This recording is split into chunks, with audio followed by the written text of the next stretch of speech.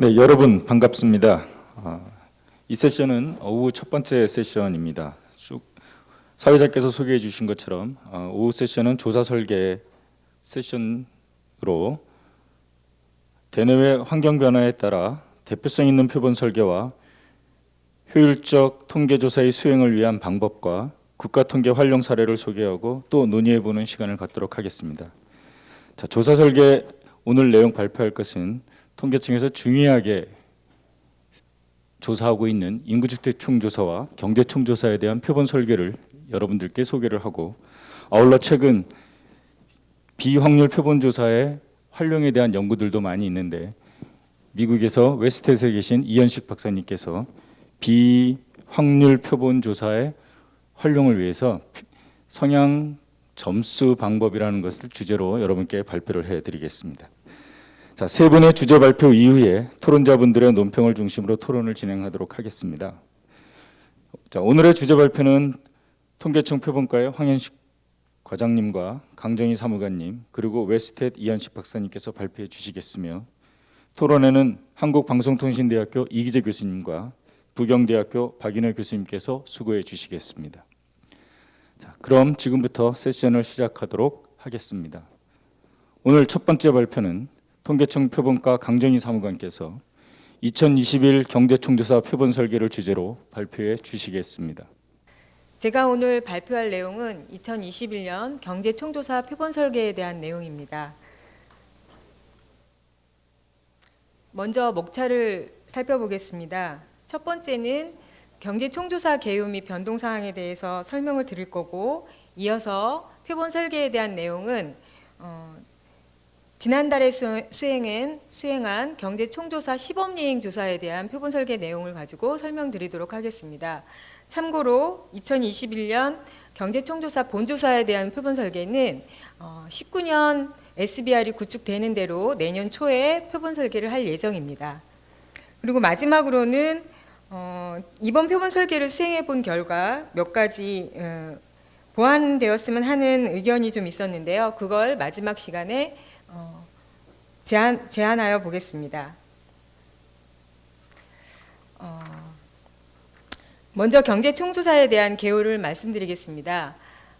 경제총조사는 국가 전체 산업의 구조와 분포, 경영 실태 등 정보를 제공하고 각종 경제 부분 통계에 대한 모집단 자료를 활용하는 데 그 목적이 있습니다.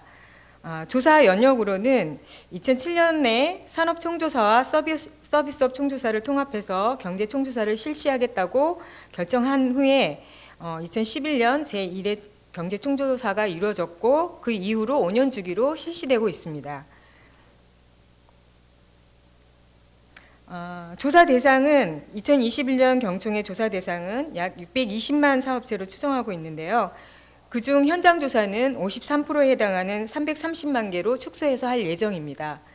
그리고 조사 항목은 이번 조사에 3가지 항목이 신규 추가되었는데요. 디지털 플랫폼 이용 여부하고 무인 결제기기 도입 여부, 그다음에 배달 서비스 활용 여부 등 3가지 항목이 추가로 신규 추가되었습니다. 경제총조사에 대한 변동사항을 전주기와 대비하여 크게 3가지로 요약해서 설명드리도록 하겠습니다. 첫 번째는 조사 대상 사업체 개념의 범위 확대인데요. 기존에는 물리적 장소가 있는 사업체로 조사 대상을 한정하였는데, 이번에 등록 센서스 기반으로 전환하면서 물리적 장소 여부와 관계없이 모든 사업체를 포괄하는 걸로 범위가 확대되었습니다. 두 번째는 표본 추출 툴을 전국 사업체 조사 기반에서 기업 통계 등록부로 전환되었고요. 세 번째는 행정 자료를 활용하는 것과 현장 조사 대상 규모가 축소된다는 것입니다.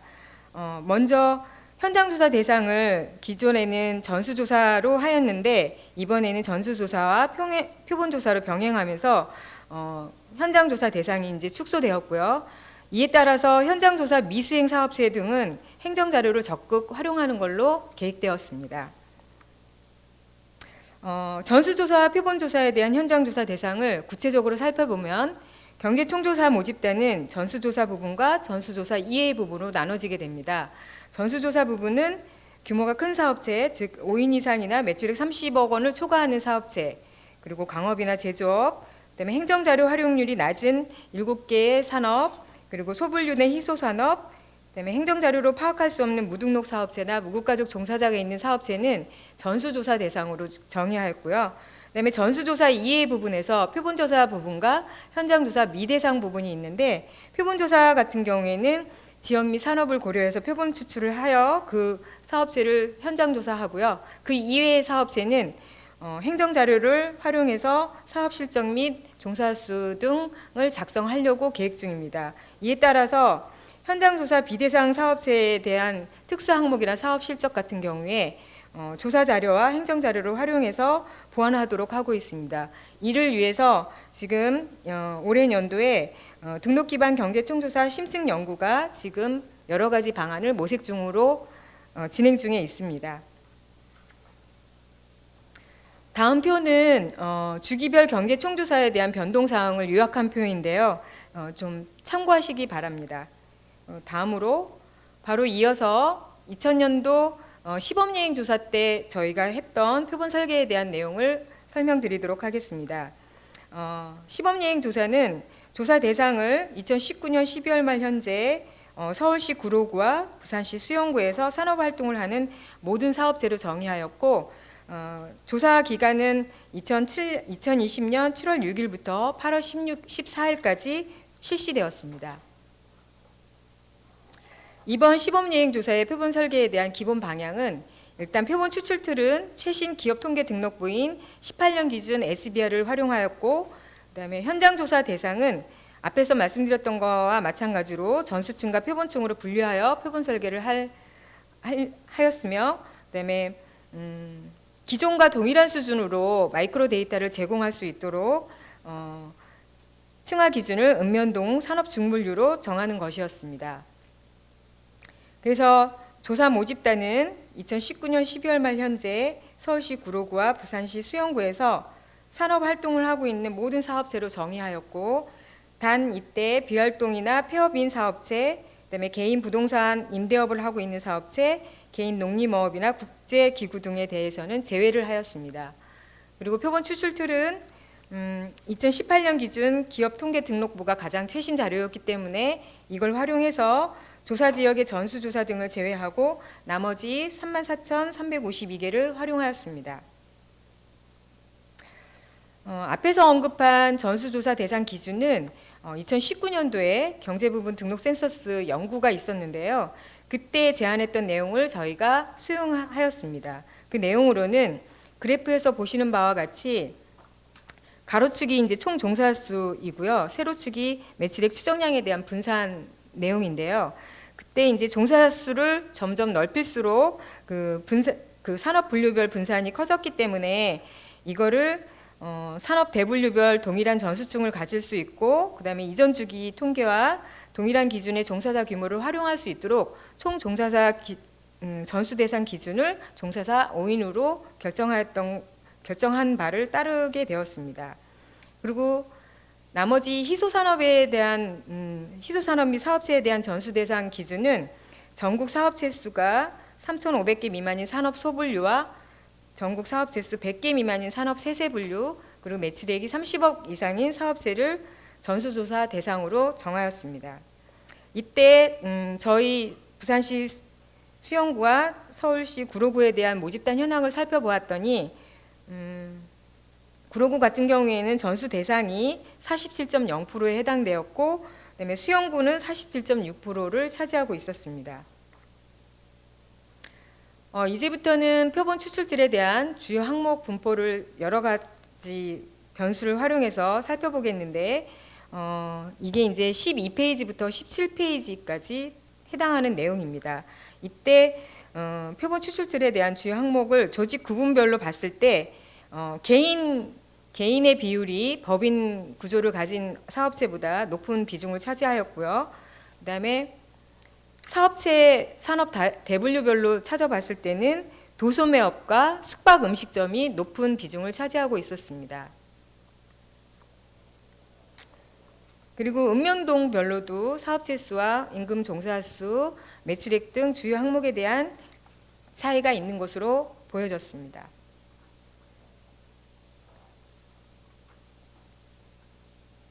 이제 사업체 잠깐만요.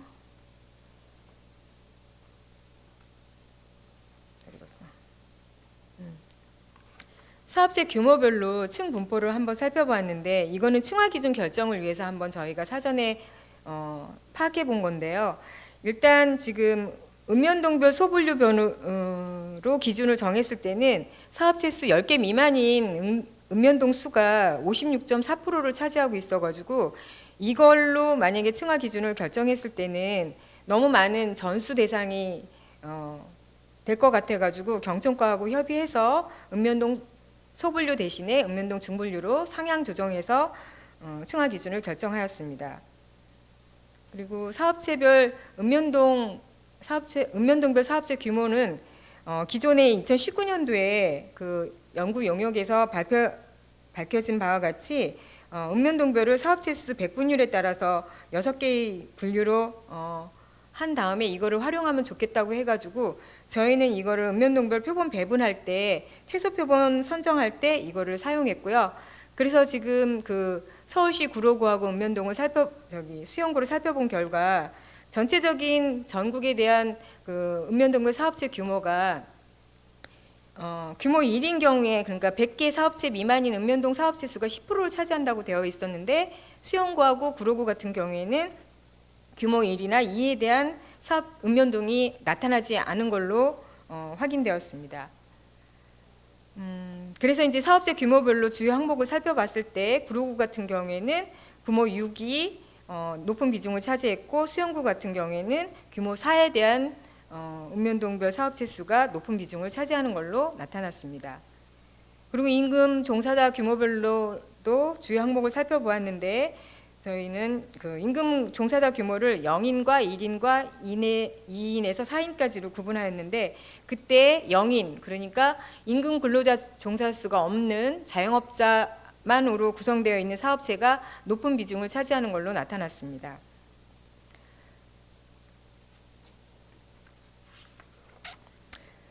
이번 표본 설계에서는 선행 시험조사 표본 설계에서 검토해서 활용했던 결측시 대체 방법을 활용해 봤는데요. 그때 이제 매출액에 대한 결측지가 있어서 사전에 이걸 매출액을 결측 대체를 먼저 처리한 후에 그다음에 나중에 표본 추출할 때 분류 지표로 매출액을 활용해 보았습니다.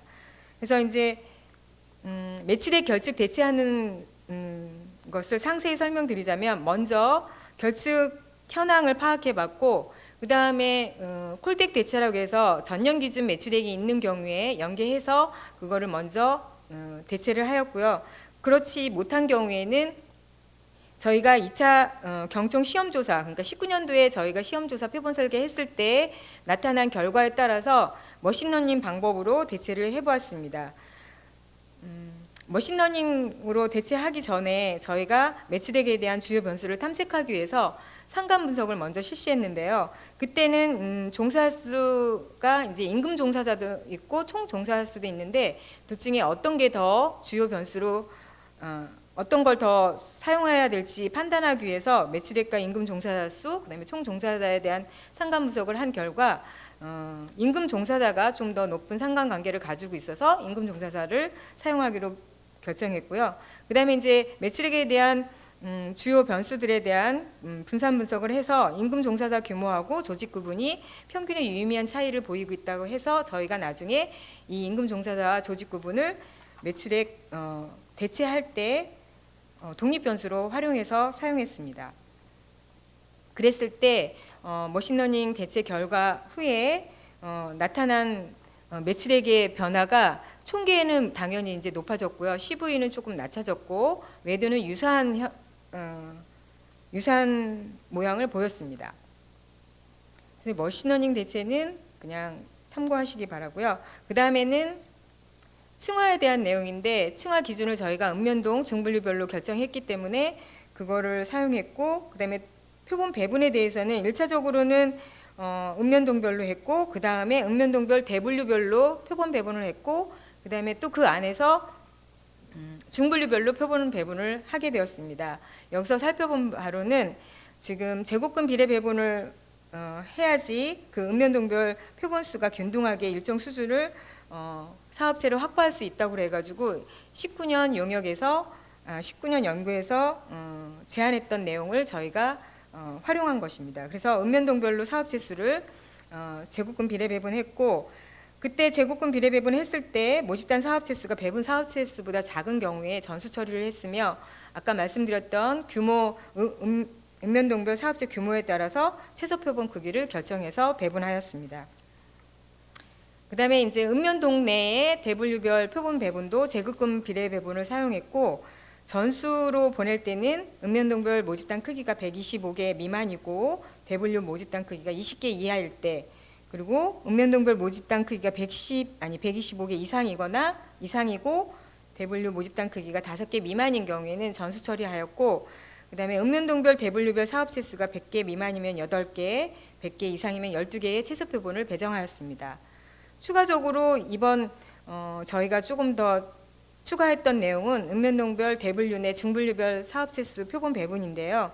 이거는 중분류를 통계 MD 자료 제공할 때 중분류까지 한다고 되어 있어가지고 최소한의 저희가 중분류는 고려를 해야 될 것 같아서 층화 기준을 그렇게 만들었고, 사업체 수도 제곱근 비례 배분 방법으로 해서 읍면동 대분류 내 중분류까지 표본 배분을 하였습니다. 그래서 이제 분류 지표를 또 산정할 때 순서를 결정하기 위해서 각 층별로, 그러니까 읍면동 중분류 내별로 GLM 분석을 통해서 그 임금 종사자 규모나 조직 규모 이런 것들에 대한 그 유의미한 층수가 몇 개가 있는지 살펴보았습니다. 그랬더니 지금 구로구 같은 경우에는 임금 종사자 규모가 184개로 조직 구분보다 조금 더 유의미한 층수가 많이 나타났고요. 수영구도 지금 임금 종사자 규모나 조직 구분이 조금 높게 나타나는 것으로 보여졌습니다. 그리고 이제 그 설명력도 매출액에 대한 보조 변수에 대한 설명력도 살펴보았는데 임금 종사자 규모가 조직 구분보다는 좀 더 높은 설명력을 가지는 것으로 나타났습니다. 따라서 저희는 표본 추출할 때 읍면동 중분류 내 층별로 임금 종사자 규모, 조직 구분, 세세 분류 매출액 순으로 정렬해서 개통 추출을 하였습니다. 결과적으로 그래서 이제 표본 추출들이 구로구 같은 경우에는 25,228개였었는데 그 중에 6,507개를 추출하여서 추출률이 25.8%에 해당되었고요. 수영구 같은 경우에는 9,124개에서 3,432개를 뽑아가지고 37.6%의 추출률이 나왔습니다. 이상으로 시범예행조사 표본 설계에 대한 설명을 마치고 설계를 하면서 몇 가지 보완 사항에 대한 저희 생각을 말씀드려 보도록 하겠습니다. 일단 먼저 표본 추출들에 대한 건데, 저희가 이제 매출액과 같은 주요 변수의 결집값이 있어서 이거를 이제 대체하는 과정이 필요했었던 것 같아가지고 다음에 본조사 때 활용할 SBR은 품질이 조금 더 나아졌으면 하는 바람에 표본 추출들에 대해서 한번 의견을 내봤고요. 그 다음에 두 번째로는 조사 및 항목 대체 방법에 대한 건데, 지금 현장 조사가 점차적으로 어려워지고 있는데 물리적 장소가 없는 사업체 같은 경우는 더더욱 어려워질 것 같아서 한번 이런 거에 대한 조사 방법이 조금 더 나은 방법으로 결정될 수 있었으면 하는 바람에서 적어보았고요. 본사 일괄 조사 같은 경우에도 응답부당 경감을 위해서 활용한다고 되어 있었는데 이런 것들도 좀 적정한 방법이 마련되었으면 하는 바람으로 제안해 보았습니다. 그리고 지금 현장 조사 미대상 사업체의 항목 작성 같은 경우에는 지금 연구가 진행 중에 있으니까 앞으로 좋은 방법이 마련될 것으로 기대되고 있습니다. 그리고 이제 마지막으로 표본 설계에 대한 부분인데요. 지금 만약에 주요 항목에 대한 부분에서 결집 대체가 꼭 필요하다고 하면 좀 더 많은 유효 표본 수가 있었으면 하는 바람이고요. 그다음에 지금 올해 시행된 시범 예행 조사 결과나 응답률이나 아니면 RSE 등을 참고해가지고 본조사 표본 규모 산정할 때 활용할 수 있었으면 좋겠다는 생각을 해봤습니다. 지금 조사 현장이 점점 더 악화되고는 있는데 내년에도 이런 상황이 계속 이어질지는 모르겠지만 앞으로 2021년 경제총조사가 성공적으로 이루어지기를 바라면서 이상 저희 발표를 마치도록 하겠습니다. 감사합니다. 네, 강정희 사무관님 발표 감사합니다. 궁금하신 점은 저희가 그 질문하는 댓글창에 한번 올려주시면 저희들이 나중에 구두로 전달하고요. 토론 주제는 모든 발표가 끝난 다음에 하도록 하겠습니다. 자, 다음은 이제 두 번째 발표를 하도록 하겠습니다. 웨스트에 계신 이현식 박사님의 주제 발표 순서입니다. 현재 이 박사님께서는 미국에 계시는 관계로 사전에 제공해 주신 영상으로 발표 내용을 여러분께 전달하도록 하겠습니다. 질문을 해주시면 이현식 박사님께서는 현재 줌으로 저희들이 접속해서 이 상황을 보고 계십니다. 그래서 질문의 내용이 있으면 전달해 드리도록 하겠습니다. 먼저 저를 초청해 준 통계개발원에 감사드리고 이 일을 위해서 수고하신 여러분께 감사 표시를 하고 싶습니다. 제 이름은 이현식이고요. 미국 워싱턴 DC 근교에 위치해 있는 웨스닷이라는 회사에 근무하고 있습니다. 제가 발표할 논문 제목은 Propensity Score Method for Sample Surveys입니다. 발표 전에 양해를 구할 것이 있는데 제가 한국말 통계 용어를 잘 몰라서 영어를 좀 많이 써야 될 것 같습니다. 양해해 주시기 바랍니다. 제 발표는 크게 네 단원으로 나누어 하려고 합니다. 맨 먼저 Propensity Score란 무엇인지 먼저 말씀드리겠습니다. 많은 분들이 이미 알고 계시겠지만 생소한 분들도 있을 것 같아서 기본적인 것이지만 짚고 넘어가겠습니다. 그런 다음에 Propensity Score가 표본조사에 어떻게 쓰여지는지에 대해서 얘기하겠습니다. 크게 두 분야가 있는데 하나는 웨이팅하는 것이고 다른 하나는 비확률 표본, 즉 요즘 각광을 받고 있는 non-probability sample의 propensity score가 어떻게 사용되는지에 대해서 이야기하겠습니다. 마지막으로 결론적인 이야기를 하고 발표를 마치겠습니다.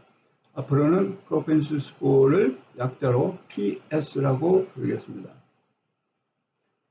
PS는 본래 인과 추론, 영어로 causal inference를 하기 위해 1983년 로젠범과 루빈에 의해 제안된 방법입니다.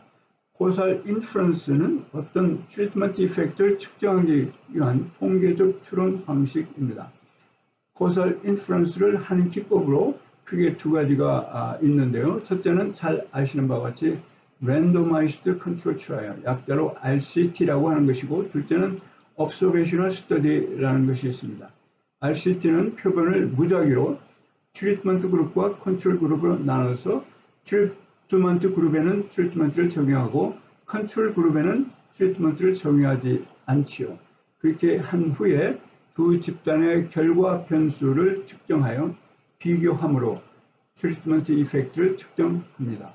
차이가 통계적으로 크면 트리트먼트 효과가 있는 것을 추론하고 그렇지 않으면 효과가 없는 것으로 판정을 합니다.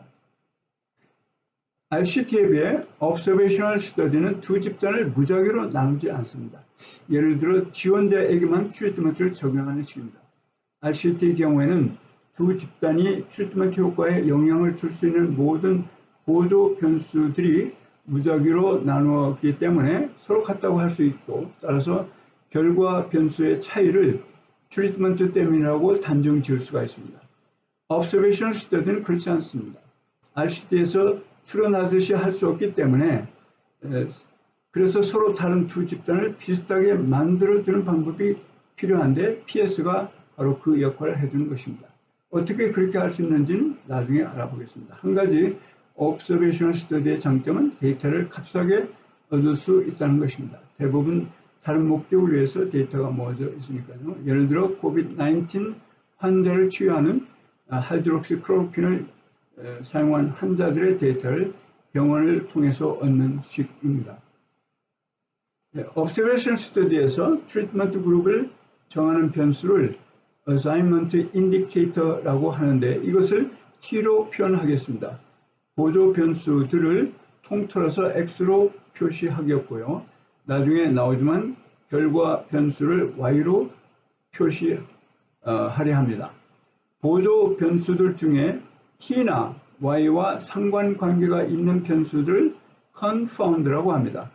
Observational Study의 문제는 이 confound 변수들에 대해 트리트먼트 집단과 컨트롤 집단이 비슷하지 않다는 데 문제가 있습니다. 예를 들어 하이드록시클로로퀸을 사용하는 집단이 주로 노인들과 다른 합병증이 있는 사람들로 구성되어 있다고 합시다. 그러면 다른 집단은 주로 젊은 사람들과 합병증이 별로 없는 사람들로 구성되어 있겠죠. 그렇다면 연령과 합병증 유무에 관한 보조 변수들에 대해 두 집단이 아주 다른 것입니다. 이런 상태를 두 집단이 언밸런스 되었다고 합니다. 피어스는 바로 언밸런스된 두 집단을 밸런스를 맞춰주는 역할을 합니다. 피어스는 보조 변수 X가 주어진 조건 하에서 연구 대상 유니트가 트리트먼트 그룹에 속할 확률로 정의되어 있습니다. 피어스는 모든 보조 변수를 한 숫자로 종합해 두기 때문에 보조 변수들이 많아도 사용하는 데 문제가 없습니다. 피어스는 두 집단을 보조 변수에 대해 밸런스를 맞춰주는 점수라는 것입니다. 이 의미는 PS가 비슷한 연구 대상자들은 보조 변수에 대해 비슷하다는 뜻입니다. 트리트먼트 효과를 산출하는 방법을 좀 더 자세히 알아보기 위해 이론적인 것을 좀 소개하겠습니다. 트리트먼트 방법을 정의했을 때 결과 변수의 모 집단의 평균을 μ1으로 표시하고 컨트롤 하에서의 평균을 μ0로 표시하면 트리트먼트 효과 타우는 μ1 μ0가 됩니다. Observational Study의 목표는 타우를 측정하는 것입니다. 여기에서 Y1은 어떤 연구 대상자에게 트리트먼트를 가했을 때 나오는 결과값이고 Y0는 트리트먼트를 가하지 않았을 때 나오는 결과값으로 실험을 가하기 전에는 알 수 없는 값입니다. 이런 값들을 potential outcome이라고 합니다. 이 개념이 코살 인퍼런스에서는 매우 중요한 것입니다. 트리트먼트 이펙트를 측정할 때 몇 가지 종류가 있는데 모 집단에서의 트리트먼트 이펙트를 구하는 것을 average treatment effect, 약자로 ATE라고 합니다. 이것은 여기에 있는 공식으로 주어지는데 RCT에서는 단순하게 트리트먼트 민과 컨트롤 민의 차이로 산출할 수가 있습니다. 그러나 observation study인 경우는 그럴 수가 없는 것이 트리트먼트 그룹의 평균이 모 집단의 평균과 다르고 또 컨트롤 그룹의 평균이 모 집단의 평균과 다르기 때문에 단순한 방법으로 타우를 산출할 수가 없습니다. 왜냐하면 트리트먼트 그룹과 컨트롤 그룹의 컨파운딩 변수의 특성이 서로 같지 않기 때문에 그렇습니다. 이것을 PS를 이용해서 어떻게 극복하는가를 보여드리겠습니다. 구체적으로 Observation Study에 PS 방법을 적용하는 방법을 논하기 전에 PS 방법이 Causal Inference의 다른 방법들에 비해 어떤 장점이 있는지 알아보겠습니다. 다른 방법에는 Regression을 사용하는 방법이 있고 또 소수의 인구 관련 변수, Demographic Variable을 사용한 칭화를 사용하는 방법이 있습니다. 이런 방법들에 비해 PS 방법이 갖는 장점에는 첫째로 많은 보조 변수를 쉽게 사용할 수 있다는 장점이 있고 둘째는 모델을 사용해야 되는데 모델의 가정이 좀 틀려도 크게 영향을 받지 않는 장점이 있고 셋째로 두 집단의 밸런스를 쉽게 점검할 수 있고 넷째로 결과 변수의 값을 측정하기 전에 미리 스터디 디자인을 할 수 있는 장점이 있습니다.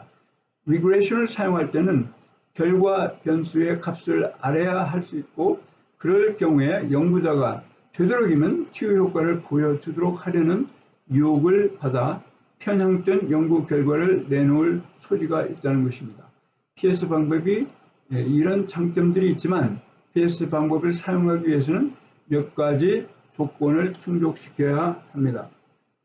첫째 조건은 소위 말하는 strongly ignorable treatment assignment라는 것인데 이것은 confounding 변수들이 주어진 조건 하에서 assignment indicate T와 potential outcome Y와 독립이라는 것입니다. 두 번째 조건은 PS가 0이거나 1이 돼서는 안 된다는 것입니다. 이것은 어떤 연구 대상자도 트리트먼트를 받을 확률이 0보다 커야 되지만 절대 확률을 가져서는 안 된다는 것입니다. 세 번째 조건은 중요한 컨파운딩 변수가 누락되면 안 된다는 것입니다. 문제는 이것을 확실하게 보정할 길이 없다는 것입니다. 그래서 sensitivity analysis 같은 것을 하는데 더 중요한 것은 연구 주제에 대한 깊은 이해가 있어서 어떤 보조 변수가 중요한지를 알아서 데이터에 포함시키는 것입니다. 예를 들어 COVID-19을 연구할 때 연령과 합병증 유무가 매우 중요한 보조 변수이기 때문에 그것들을 반드시 데이터에 포함시켜야 하는 것이죠. 그 외에도 관련이 있는 변수들을 많이 포함시키는 것이 유리합니다. 로젠범과 루빈이 observational study를 위한 한 중요한 기여가 이 슬라이드에서 보여주는 공식입니다. 트리트먼트 어사인먼트의 변수 t와 potential outcome y0와 y1 이 PS가 주어진 조건 아래서 독립이라는 것입니다. 그래서 트리트먼트 그룹과 컨트롤 그룹을 PS로 짝을 지어서 트리트먼트 이펙트를 측정하는 방법을 씁니다. 또한 PS가 확률이니까 PS를 가중치로 만들어서 측정하는 방법도 많이 사용합니다. PS를 사용해서 observational study를 하는 방법이 4가지가 있습니다. 하나는 트리트먼트 유닛과 컨트롤 유닛을 매치시켜 짝을 지어 하는 방법이 있고, 두 번째로 층화를 사용하는 방법이 있습니다. 세 번째가 PS를 가중치로 만들어서 쓰는 방법이고, 마지막 네 번째는 PS를 regression 방법을 사용할 때 하나의 변수로 포함시켜 사용하는 방법입니다. 표본 조사에 사용되는 방법은 두 번째와 세 번째 방법입니다. 지금부터는 PS가 표본 조사에 어떻게 사용되는지 이야기하겠습니다. PS가 표본 조사에 사용되는 분야는 주로 무응답자 처리와 non-probability sample입니다. 전자는 역사가 꽤 오래되지만 후자는 그리 오래되지 않아 더 많은 연구가 필요한 분야라고 할 수 있겠습니다. 전통적으로 무응답 처리를 하는 방법들 중에 웨이팅 셀 어저스먼트가 있는데, 이것은 응답률이 비슷한 셀들을 만들어서 각 셀마다 베이스 웨이트, 즉 기본 가중치를 응답률로 나누어서 최후의 가중치를 만드는 방법입니다. 셀을 만들 때 일반적으로 캐테고리컬 베리어블들을 써서 만들죠. 예를 들어서 성별, 연령대 등 데모그래픽 베리어블을 많이 사용합니다. 또 다른 방법은 응답 확률을 측정하여 베이스 웨이트를 나누어서 최종 가중치를 계산하는 것입니다. 응답률을 측정할 때 보통 로지스틱 리그레션을 사용하죠. PS를 사용해서 무응답을 처리할 때 전통적으로 사용하는 방법들을 사용해서 할 수 있는데, 단지 웨이팅 셀을 사용할 경우 웨이팅 셀을 PS를 가지고 만드는 것이죠. 두 번째 방법을 사용할 때는 응답률을 PS로 대치합니다. 이때에 응답한 집단을 트리트먼트 그룹으로 간주하고 무응답 집단을 컨트롤 그룹으로 간주합니다. 이와 같이 표본 조사의 무응답의 상황이 커설 인퍼런스를 위한 셋업과 유사하기 때문에 PS의 이론이 그대로 적용되고 PS를 이용해서 무응답 문제를 해결할 수 있는 것입니다. PS는 확률이기 때문에 로지스틱 리그레션을 사용해서 측정할 수가 있습니다. 그런데 보조 변수가 많을 때 인터랙션 텀들을 포함시키면 로지스틱 리그레션에 포함되는 변수가 엄청나게 불어납니다. 그러면 로지스틱 리그레션을 돌리기가 쉽지 않습니다. 그래서 요즘 카트나 가이드나 랜덤 포레스트 또는 그라디언트 부스팅 머신, GBM 같은 트리 알고리즘들을 많이 사용합니다.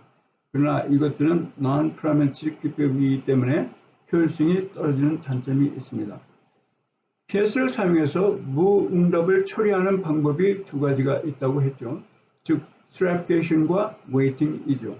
이 두 가지를 좀 더 자세히 알아보겠습니다. 먼저 stratification을 사용하는 방법은 PS를 가지고 PS가 비슷한 유닛들을 묶어 층화를 합니다. 보통 PS를 크기대로 정렬한 후 같은 수의 유닛들을 각 층에 포함시키는 방법을 씁니다. 예를 들어 코크란이 처음 제안한 퀸타일을 이용한 5개의 층을 만드는 방법과 같은 것들입니다. 보통 5개에서 많으면 10개의 층을 만듭니다.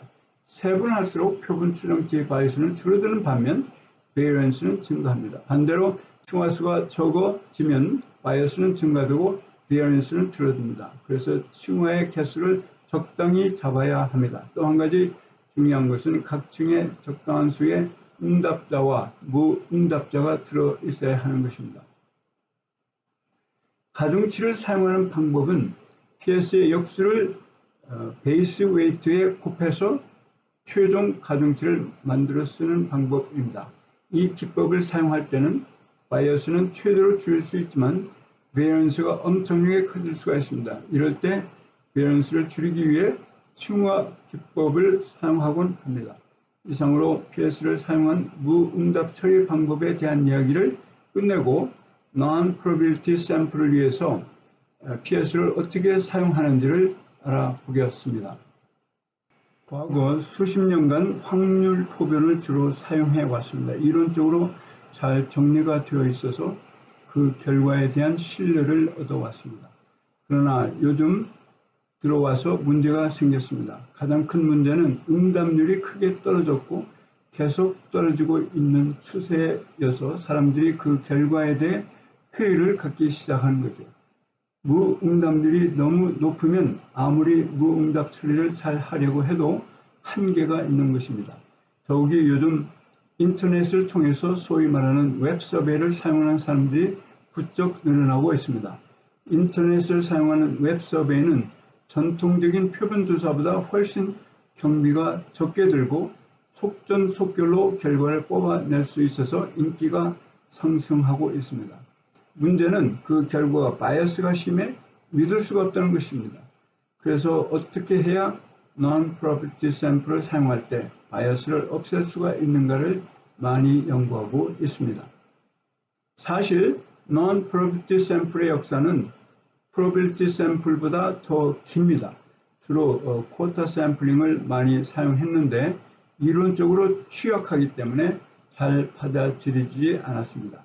문제는 유니트를 샘플링하는 확률을 알 수 없기 때문에 표본 조사의 이론을 적용할 수가 없다는 데 있습니다. 소위 말하는 셀렉션 바이어스가 심각한데 이를 어떻게 극복하는가가 관건입니다. 이런 추세를 감안해서 2013년도에 APO, American Association of Public Opinion Research에서 비확률 표변에 대해 보고서를 발표했는데 그 보고서에서 지적한 중요한 포인트가 이것입니다. 첫째는 모든 비확률 표변을 처리할 수 있는 단일 프레임워크가 없다는 것이고, 둘째는 모델에 더 의존하기 때문에 모델에 대한 가정들이 더 중요하다는 것이고, 셋째가 일관된 프레임워크가 필요하다는 것입니다. 이런 A4의 보고에 부응하기 위해 많은 연구를 하고 있는데 한 가지 명심할 것은 Non-probability sample을 효과적으로 사용하기 위해 두 가지 조건을 충족시켜야 한다는 것입니다. 첫째로 의지할 수 있는 참고 표본, 즉 reference sample로 사용할 수 있는 확률 표본이 필요하다는 것이고, 둘째로 Non-probability sample과 reference sample 사이에 공통으로 존재하는 보조 변수들이 있어야 한다는 것입니다. 금방 말씀드린 두 가지 조건이 충족되었을 때 쓸 수 있는 기법을 알아보겠습니다. 특히 PS를 사용해서 추정치를 내는 기법을 이야기하겠습니다. 초창기부터 사용되었던 기법이 Non-probability sample과 reference sample을 합치는 전략입니다. 합쳐진 샘플에서 Non-probability sample을 트리트먼트 그룹으로 간주하고 reference sample을 컨트롤 그룹으로 간주하는 것입니다. 그러면 PS는 보조 변수가 주어진 조건 하에서 어떤 유닛이 Non-probability sample에 속하는 확률이 되는 것이죠. 이렇게 산출한 PS를 가지고 Non-probability sample을 웨이트해서 원하는 추정치를 산출해내는 것입니다. 그런데 문제가 하나 있습니다. 최근에 이런 식으로 PS를 산출하면 바이어스가 있다는 것이 증명되었습니다. 따라서 표본 조사의 결과도 바이어스가 있게 된다는 것입니다. 두 번째로 샘플 매칭이라는 방법이 있습니다. 이것은 각 레퍼런스 샘플 유닛마다 보조 변수를 매치시켜 non-probability sample 값에 매치된 reference sample의 가중치를 사용해서 원하는 추정치를 산출하는 방법입니다. 매치시킬 때 nearest neighbor 매칭을 사용하기도 합니다. 다음은 prediction, 즉 예측값을 사용하는 기법인데 non-probability sample을 사용해서 outcome regression 모델을 추정한 후 reference sample의 각 유닛의 예측값을 계산하여 reference sample 가중치를 붙여 원하는 추정치를 산출하는 것입니다. 이 외에 작년 말에 자사에 실린 첸, 리, 그리고 우가 쓴 페이퍼에 나오는 기법이 이제까지 나온 어떤 것보다 우수한 것 같은데 그것을 소개하겠습니다. 두 샘플을 합쳐서 하는 것은 pooled sample strategy와 비슷한데 다만 합쳐진 샘플을 사용하는 방법이 다릅니다. 그 무엇보다도 중요한 것은 PS를 제대로 산출하기 때문에 바이어스가 생기지 않는다는 것입니다. 또 한 가지 강점은 doubly robust estimate를 사용한다는 것입니다. 여기에 두 모델이 있는데 하나는 PS에 관한 것이고 다른 하나는 outcome에 대한 모델입니다. doubly robust 하다는 뜻은 이 두 모델 중 어느 하나만 맞으면 바이어스가 없는 추정치를 얻을 수 있다는 뜻입니다. CLW 페이퍼의 저자들은 여기에 보여주는 pseudo log likelihood 펑션을 사용하여 PS를 바이어스 없이 산출해낸 것입니다. 이렇게 산출된 PS를 이 공식에 집어넣으면 됩니다. population size, cap n을 모를 때는 말할 것도 없이 추정치 cap n hat를 사용해야 하지만 알 때도 cap n hat을 사용하는 것이 유리합니다.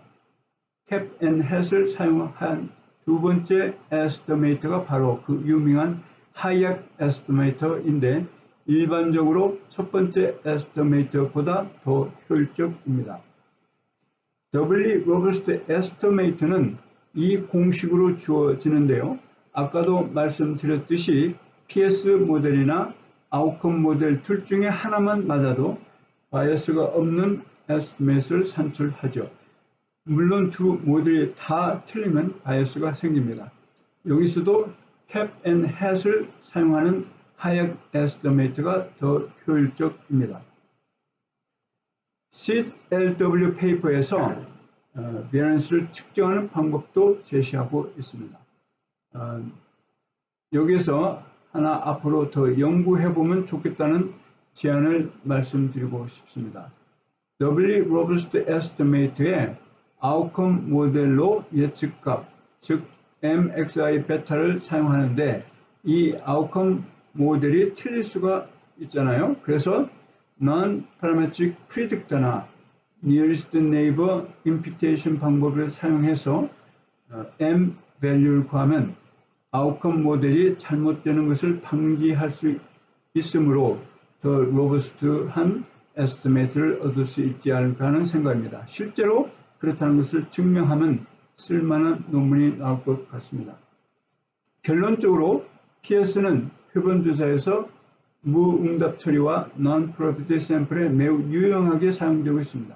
non-probability sample은 앞으로 더 많이 사용되어질 것인데 더 많은 연구가 필요하겠지만 우선은 CLW가 제안한 방법이 제일 우수하다고 생각합니다. PS는 특히 보조 변수가 많을 때 사용하기가 좋습니다. PS 방법이 성공적으로 사용되기 위해서는 양질의 보조 변수들이 있어야 가능합니다. 그래서 이것을 항상 염두에 둬야 합니다. 또 한 가지 염두에 둬야 할 것은 PS 방법을 사용할 때 공짜가 없습니다. 즉 실질적인 표본 크기가 크게 줄어든다는 사실입니다. 따라서 설계 단계에서 표본 크기를 더 크게 잡아줘야 합니다. 끝으로 PS 방법이 표본 조사에 매우 유용하다는 것을 인식하시고 특히 비확률 표본을 점점 더 많이 사용하는 추세를 따라 PS 방법을 사용하여 앞으로 더욱 활발한 통계 활동이 일어나기를 기대하면서 제 발표를 마치겠습니다. 감사합니다. 네, 감사합니다. 지금까지 이현식 박사님의 주제 발표를 영상으로 만나보셨습니다. 다음으로는 세 번째 주제입니다. 통계청 표본과 황현식 과장님께서 2020년 인구주택 총조사 표본 설계를 주제로 발표해 주시겠습니다. 네, 안녕하세요. 통계청의 황현식입니다. 오늘 발표할 내용은 2020년도 인구주택 총조사 표본 설계입니다. 10월 15일 정도가 되면 인터넷 조사를 시작으로 해서 인구주택 총조사가 시작이 될 텐데 이 20% 표본 정도를 조사하게 됩니다. 근데 과연 어떻게 표본이 추출되게 되고 이것들의 방법을 공유함으로써 국가 통계가 어떻게 활용되는지 이런 것들을 좀 살펴보고자 합니다. 목차로서는 먼저 개요하고요. 그 다음에 2015년도에도 이런 인구주택 총조사를 했는데 그 변동사항, 그 다음에 표본 설계의 구체적인 방법론, 그 다음에 표본 추출 결과, 이미 표본 추출돼서 지금 인구총조사과로 지금 표본이 넘어가 있는 상황인데요. 표본 추출 결과와 그 다음에 가중값 작성에 관련한 사항, 그 다음에 결론 및 토의가 되겠습니다.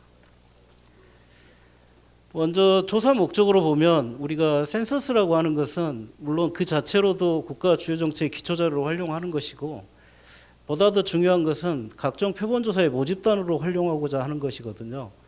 그래서 그 표본 툴로 활용하기 위한 목적이 있기 때문에 대단히 중요한 조사라고 보여집니다. 센서스를 하지 않은 나라는 거의 없죠.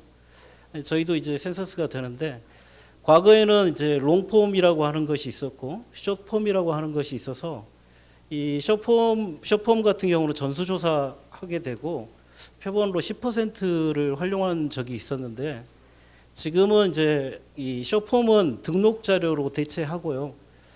표본 자료로 20%를 추출해서 사용하고 있습니다. 일반적으로 20%라고 하면 대단히 큰 수치로 보입니다. 저희가 이 통계를 보면 이 전체 중에서 20%나 뽑는데 안 될 것이 뭐가 있느냐 이런 말씀들을 많이 하셔요. 근데 이제 저희들 기준으로 보면 20%도 부족할 때가 있더라고요. 왜 그런지는 조금 이따 설명을 드리기로 하고요. 지금 조사 대상은 여러분이 알다시피 이 대한민국 영토 내에 상주하는 모든 내외국인과 이들이 살고 있는 거처죠. 실제로 우리 주변에 있는 외국인들도 대상이 됩니다. 조사 항목은 전수 16개 항목과 표본 55개로 총 71개 항목이 조사가 됩니다. 기준 시점은 2020년도 11월 1일. 총조사는 보통 11월 1일로 되어 있는데요. 과거부터 이제 11월 1일로 되어 있는 여러 가지 이유가 있겠습니다만은 아마 11월 달에 가장 이동이 적어서 그렇지 않나 이런 생각을 저는 하고 있는데 확실한 건 잘 모르겠습니다.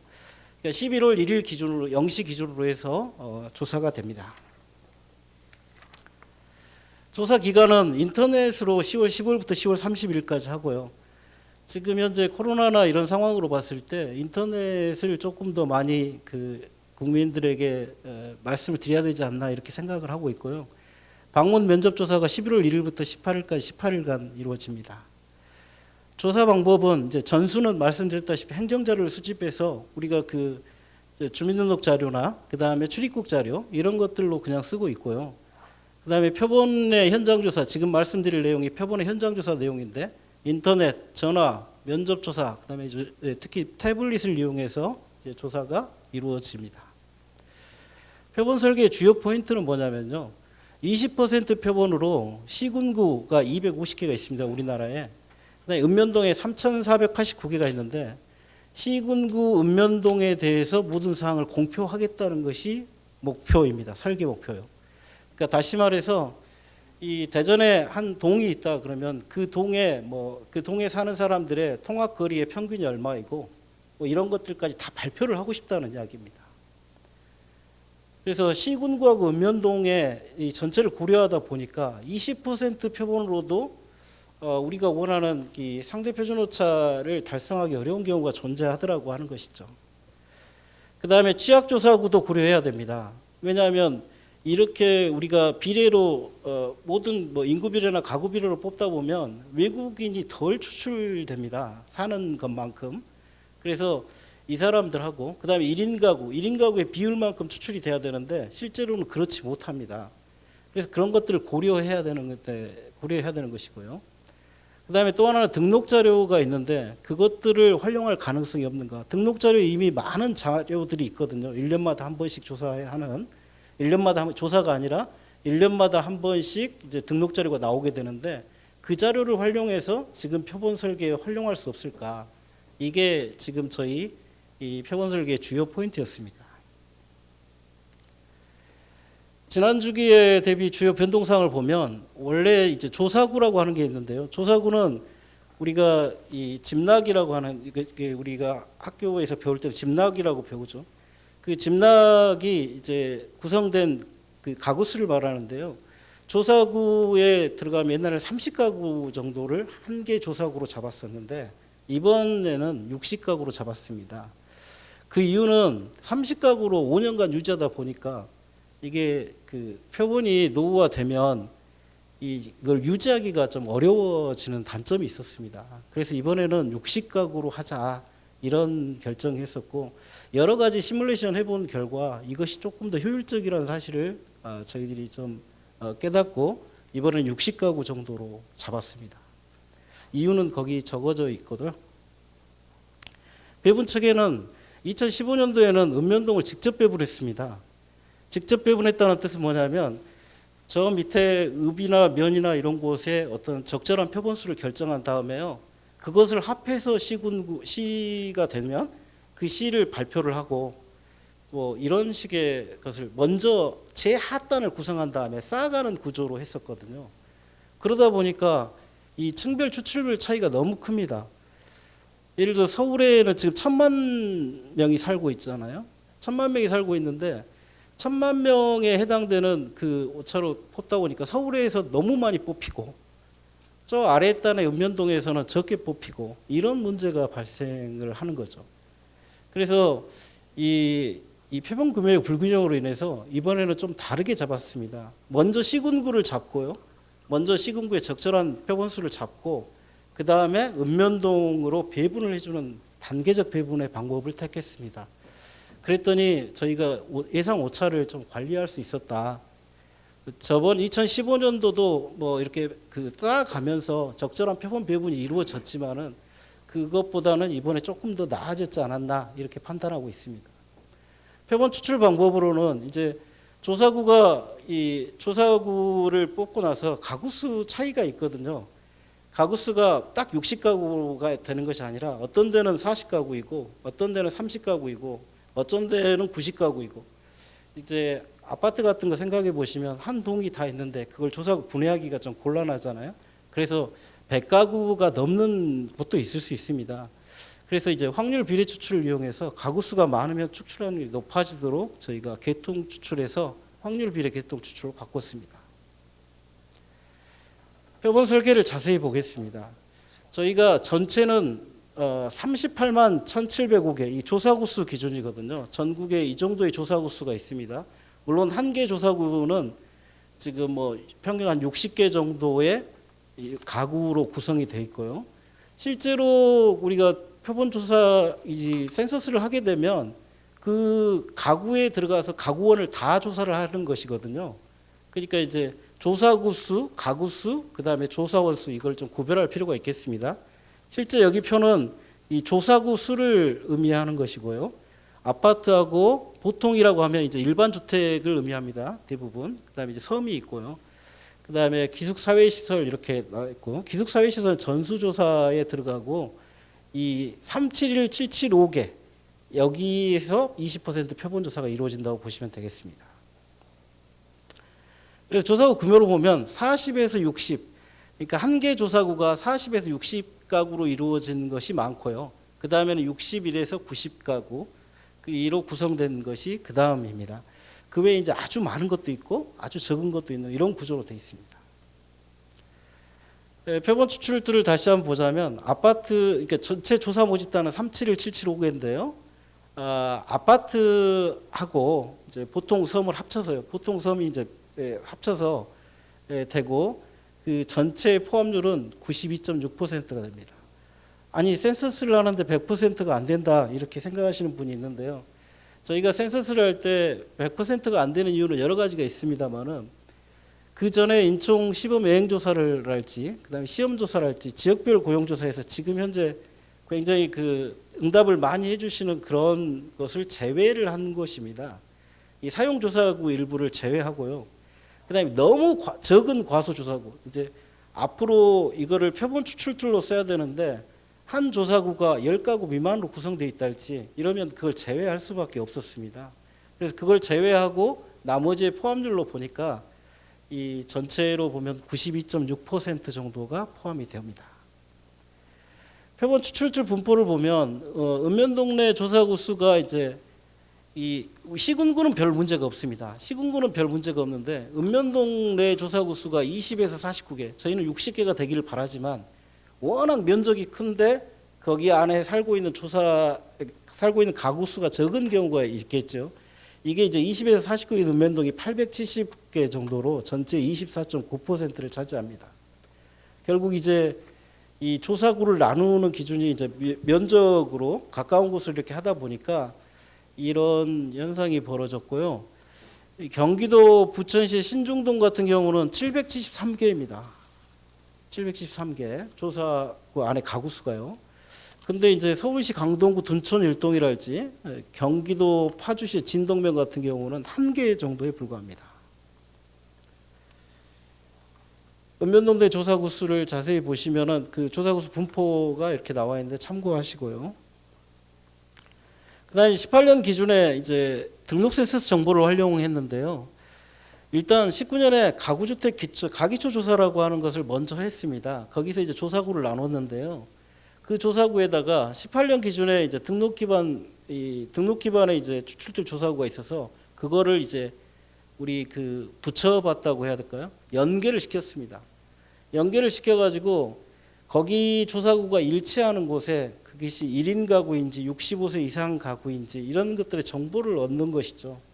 그래서 나중에 그걸 가지고 분류지표랄지 사용조사구 여기가 사용이 되었는지 안 되었는지를 판단하는 데 썼습니다. 그래서 조사구 연계 예시를 보시면 이제 그 지금 빨간 점이 이 조사구에 해당되는 건데요. 행정구역을 먼저 나누고 이렇게 똑같은 스케일로 붙여보면 이 같은 조사구를 판별할 수 있었습니다. 그래서 그걸 가지고 이제 저희가 센서스를 할 때 분류지표에 활용할 수 있었습니다. 표본 구매는 이제 전체 조사구 20%인데요. 정확히 말씀드리면 저희는 18.5%를 뽑았습니다. 나머지 1.5%에 관련해서는 취약조사구를 붙였어요. 1인 가구 수가 전체의 비율만큼 뽑힐 수 있도록 더 배려를 해준 거고요. 다가구 주택 수를 더 배려해 준 거고요. 오피스텔 수, 그다음에 외국인 수, 그다음에 고시원하고 고시텔 여기에도 많은 사람이 살고 있는데 조사가 안 되면 곤란해서 이 사람들을 먼저 배정을 해서 1.5% 정도로 배정을 했습니다.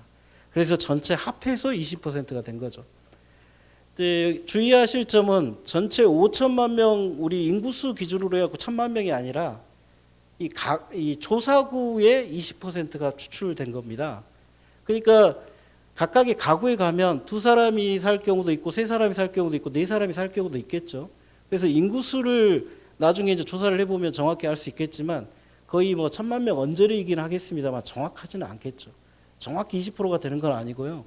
그래서 이제 이 자료를 활용할 때 이 가구수, 그러니까 가구를 중심으로 보느냐, 이 가구원을 중심으로 보느냐 여기에 따라서 이 지금 현재 전체 규모가 좀 달라질 수가 있겠습니다.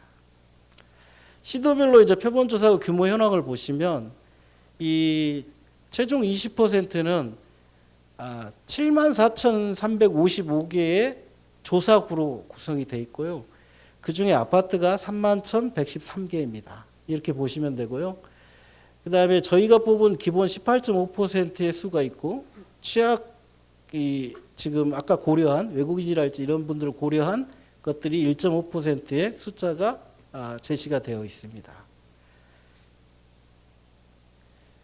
그 다음에 그 시도별 표본조사구 규모 현황을 계속 보시면 이제 제주 같은 경우는 뭐 737개가 지금 현재 뽑힌 상황이죠.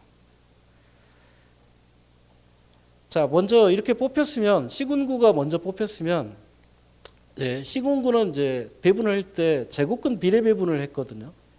그러니까 이제 2015년도에 표본 오차를 감안해서 일부 조정을 하긴 했습니다만은 특광역시는 지금 20.0%의 RSE를 기준으로 했고요.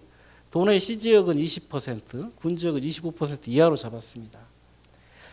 2차로 이제 시군구가 비례가 됐으면 예를 들어 이제 대전이 이제 이 먼저 제곱권 비례 배부로 몇 개를 할 건지 결정이 됐다. 그러면 대전 안에 이제 동이 있을 거 아닙니까?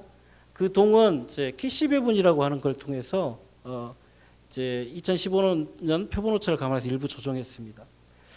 이게 키시 배분을 쓴 이유는 뭐냐면 이 그냥 제곱권 비례 배분이나 몇 배분이나 이런 걸 쓰게 되면 이 아주 높은 곳, 그러니까 이제 가구 수가 많은 곳, 아주 가구 수가 적은 곳도 비슷하게 뽑히는데 저희가 봤을 때는 그쪽에서 좀 더 많이 뽑히고 읍면동에서 좀 많이 뽑히길 바라거든요.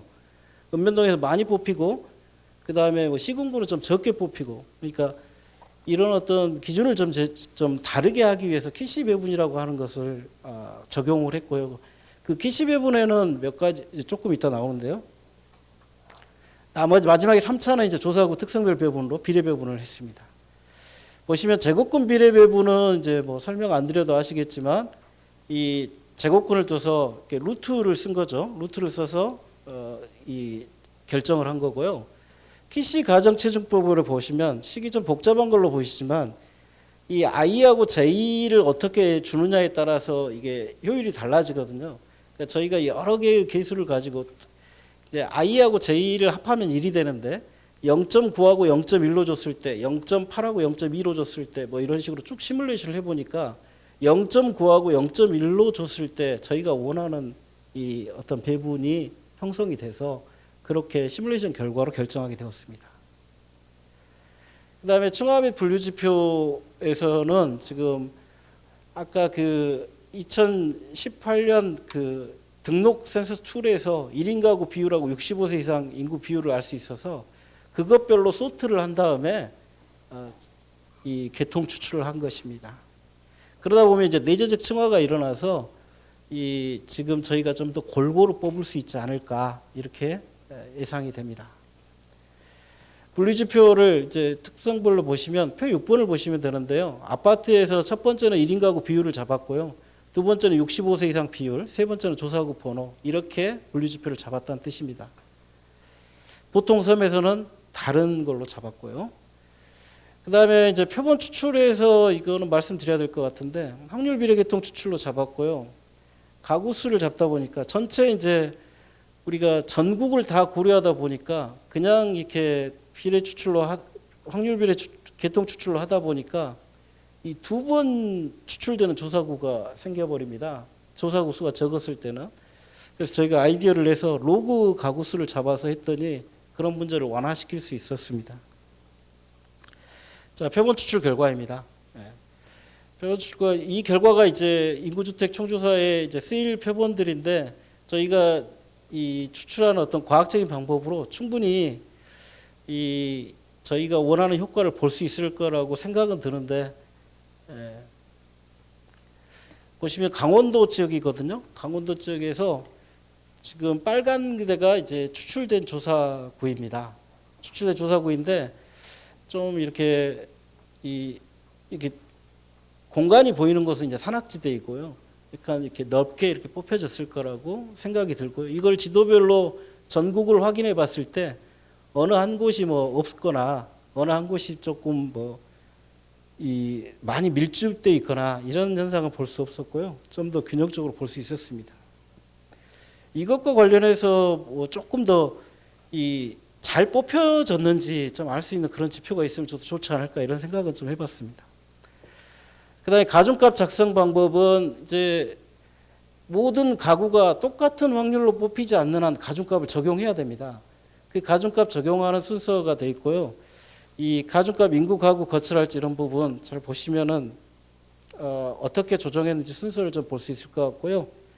마지막으로 지금 가중값이 나오게 되면 이 가중값은 소수점으로 나오게 됩니다. 소수점으로 나오게 되는데 이거를 나중에 MDIS에 제공을 했을 때 이 사람들이 사용하기 좀 불편해하니까 이거를 정수값으로 바꿔주는데요.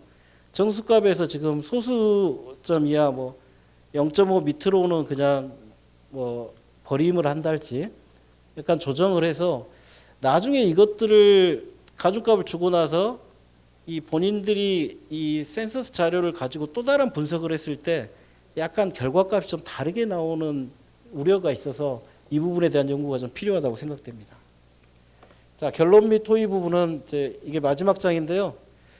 아까 말씀드렸다시피 잘 추출되었는지 확인할 지표가 좀 개발되었으면 좋겠다. 왜냐하면 저희가 이런 방식으로 수많은 세트를 뽑을 수 있을 것 같은데요. 이게 어떤 것이 더 잘 되었는가 이런 지표를 개발할 필요가 있겠다 이런 생각을 했고요. 그 다음에 이렇게 다 뽑아서 줬는데 태풍이나 이 수해를 입은 분들의 어떤 것을 바꿔야 될 필요가 생겼습니다. 그래서 표본 대체 뭐 이런 부분이 좀 더 요구가 되고요. 아까 말씀드린 가중값 부분 이런 부분에 대해서 조금 더 연구가 필요한 상황이고 그 부분을 표본과에서 잘 정리해 나가도록 하겠습니다. 이상으로 발표를 마치겠습니다. 네, 황현식 과장님 발표 감사합니다. 이상으로 오후 조사 설계 세션의 주제 발표를 모두 마치도록 하겠습니다. 자, 다음 순서는 주제 발표에 대한 토론을 시작하는 시간입니다. 먼저 토론을 하기 전에 발표에 참여해 주신 미국에 계신 웨스텟 이현식 박사님을 께서 화상으로 연결되어 있습니다. 이 박사님께서 간단히 인사 말씀을 해 주시도록 하겠습니다. 이 박사님 안녕하세요. 예, 여러분 안녕하십니까? 예, 제가 사실은 무리를 해서라도 한국에 가려고 했었습니다. 그래서 여러 가지로 알아봤었는데 결국은 코로나 바이러스가 다시 또 확진자가 늘어나는 바람에 제가 못 가게 됐어요. 그래서 지금 온라인으로 지금 제가 여기 참여하고 있습니다. 여기는 지금 새벽 2시거든요. 그래서 제가 조금 졸리네요. 그래서 제가 조금 슬로우 하더라도 양해를 해 주시기 바랍니다. 네, 여러분 하여튼 이런 상황에서도 이런 심포지엄을 참 열게 돼서 여러분 수고에 참 치아를 드리고 또 감사드립니다. 네, 그러면 이현식 박사님 저희가 토론할 때 잠시만 기다려 주시고 저희가 질의 같은 게 있으면 답을 해 주시기 바랍니다. 자, 그럼 토론을 시작하도록 하겠습니다. 먼저 한국방송통신대학교 정보통계학과 이기재 교수님께서 발표와 관련된 논평을 해 주시도록 하겠습니다. 여기 괜찮습니까? 예. 예, 안녕하세요. 저는 한국방송통신대학교에 있는 이기재라고 합니다. 예, 미국에 계신 이현식 박사님도 안녕하세요. 예. 안녕하세요. 예. 오늘 그 토론을 맡게 됐는데요. 그 세 개의 주제에 대해서 각각 간단하게 제 토론 또는 질문 그런 걸 말씀을 드리도록 하겠습니다. 첫 번째 그 강정희 사무관님께서 말씀해 주셨던 경제총조사 표본 설계 관련해서는 경제총조사의 큰 변화를 잘 정리해 주셨다고 생각이 들고요. 그 중에서 이제 세 가지를 말씀해 주셨는데 사업체 개념의 그 범위 확대 문제, 거기서는 또 이제 물리적 장소 여부에 관계없이 조사 대상에 포함됐다는 점, 이게 또 큰 그 변화라고 생각이 들고요. 그다음에 표본 추출들로 전환, 소규모에 대한 표본 조사, 이런 것들이 주요 내용으로 생각을 합니다. 그 중에서 저는 그 물리적 장소 그 없는 경우에 대한 조사 추가된 부분이 무엇보다 중요한 부분 내용이 아닌가 이렇게 생각을 합니다. 그 의미는 지금까지는 그 물리적 장소가 있는 경우에 대해서만 조사를 진행하고 그렇게 했는데 이번에 이제 추가된 부분이기 때문에 시계열 연속성의 측면에서라도 또 얼마나 잘 유지되고 또 변화가 있는지를 보기 위해서라도 물리적 장소 여부에 따른 분석, 그리고 가능하다면 그 물리적 장소 여부에 따라서 층에 그 반영을 해서 설계하는 방안, 그런 것들이 필요하지 않을까 생각이 듭니다. 그래서 기업 통계 등록부에 이러한 그 물리적 장소 여부가 있는지, 그리고 시험 예행 조사를 했는데 이런 물리적 장소가 없는 경우에 조사를 어떻게 했는지, 그다음에 그것의 실사 현황들 그런 것들에 대한 정보가 있다면 그런 부분들을 조금 알려주시면 좋겠습니다. 그리고 두 번째 그 발표를 해주셨던 이현식 박사님의 발표를 듣고 제 의견이나 아니면 간단한 질문 한 가지 말씀을 드리겠습니다. 코비드 19로 그 확률 표본을 얻기 어려운 상황인데요. 아주 그 시기적절한 좋은 발표라고 생각을 합니다. 그리고 많은 것을 배웠습니다. 발표 내용을 쭉 보면서 우리가 이제 웹 서베이라든가 또 이제 그 미국의 그 여론조사 학회에서 나왔던 업틴 온라인 패널 같은 경우도 궁극적으로는 그 non probability sample을 어떻게 활용할 것인가 그거에 대해서 지금 제시하는 그러한 그 내용이라고 생각을 합니다. 그랬을 때 그 중요한 가정 중에 하나가 적어도 우리가 웹 서베이라고 할 때는 그 웹 서베이에 참여하지 못하는 사람들이 참여할 가능성이 없는 사람들이 없어야 된다는 그런 조건이었던 거라고 생각을 합니다. 그랬을 때 그 웹 서베이라고 하는 것 또는 온라인 패널이라고 하는 것을 보게 되면은 특정 부류의 사람들은 아마도 인터넷에 대한 접속이 거의 불가능한 상황일 수도 있고 그런 것을 거부할 수도 있고 그런 상황일 때 이게 결국은 이제 뭐 멀티 모드 서베이랄까 아니면 멀티 프레임 서베이 그런 거랑 연관을 져서 같이 궁극적으로는 살펴볼 부분이 아닌가 생각이 들고요. 질문 하나 드릴 것은 발표 내용에서 중요하게 이제 고려해야 될 사항이 바로 레퍼런스 샘플의 그 중요한 역할을 한다는 그런 점이라고 생각을 합니다. 레퍼런스 샘플이 잘 구성되지만 그것에 기초해서 PS가 잘 산출되고 그것을 통해서 결국 이제 바이어스를 줄여주는 그런 방법론이라고 생각하는데 그 레퍼런스 샘플이 갖춰야 될 조건이랄까요? 뭐 그런 것들 그리고 보통 이런 그 PS 방법이 적용되는 게 여론조사라고 한다면은 여론조사에서 이런 이 PS 방법을 적용할 때 레퍼런스 샘플은 어떤 것들이 좀 타당하고 어떻게 이용할 수 있는지 뭐 그런 것들을 조금 한번 설명을 해주시면 도움이 되겠습니다. 그리고 이제 세 번째 발표 황윤식 과장님 발표에서는 결국 이제 그 심층 조사를 위한 목적, 다목적 조사에 해당되기 때문에 사실 무엇이 과연 이게 가장 알맞은 샘플 구성인가를 논하기는 쉽지 않은 주제라고 생각을 합니다. 이게 하나의 그 변수가 아니라 여러 가지 변수를 동시에 고려한다는 점에서 그렇게 말씀을 드릴 수가 있는 거고요.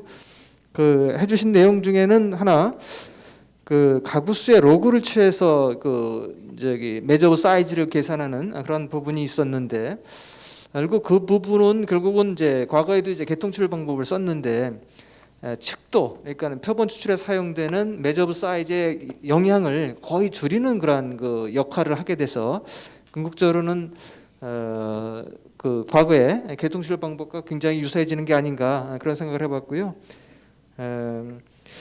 또 이번에 이제 그 코비드 19랑 관련해 가지고 결국은 이제 이것도 마찬가지로 뭐 표본 설계도 중요하겠지만 실사 과정에서 멀티모드 서베이가 결국 진행될 것이고 조사 방법의 효과라든가 점검, 실사 과정의 오차 관리 이런 게 무엇보다 중요하지 않을까 그런 생각을 해봤습니다. 이상 제 토론을 마치겠습니다.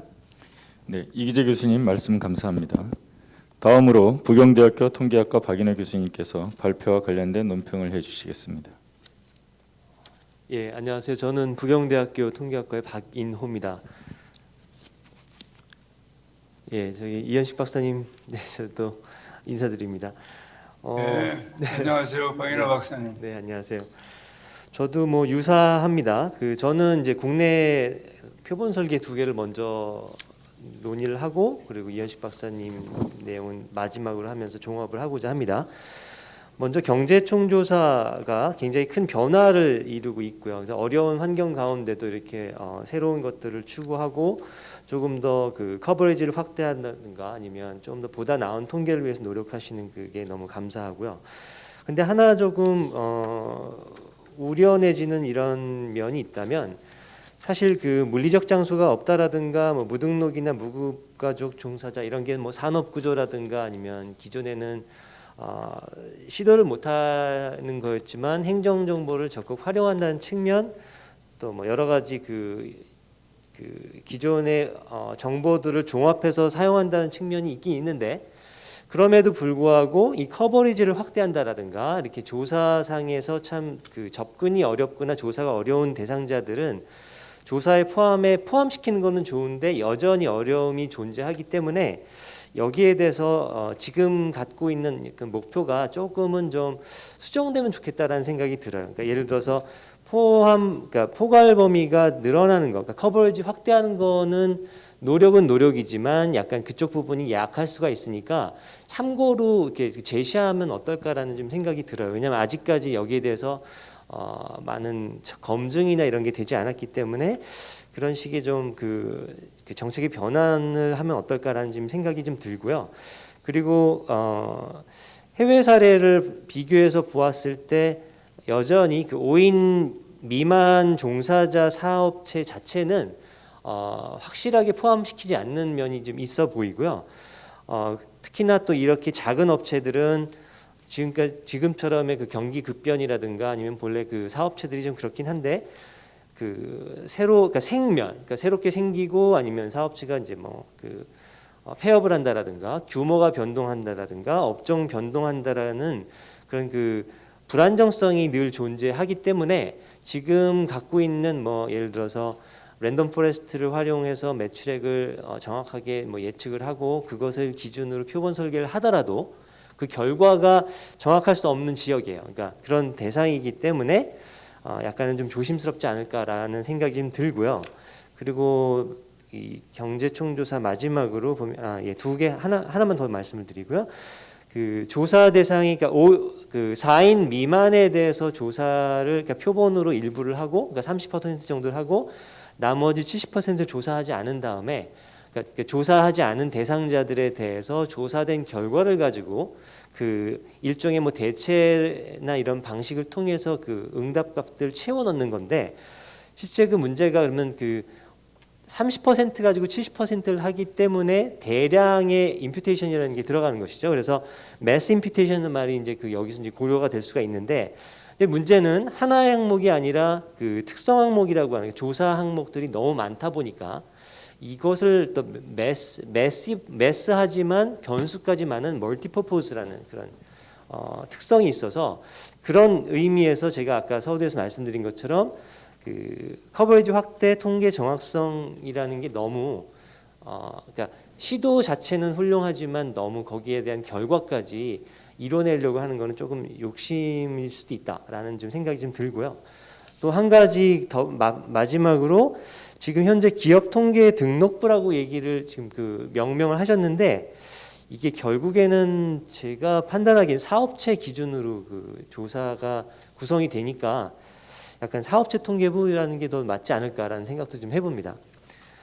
두 번째 그 인구주택 총조사는 이것도 그 2015년 개편 이후에 약간 소규모의 개편들이 일어나는 것 같습니다.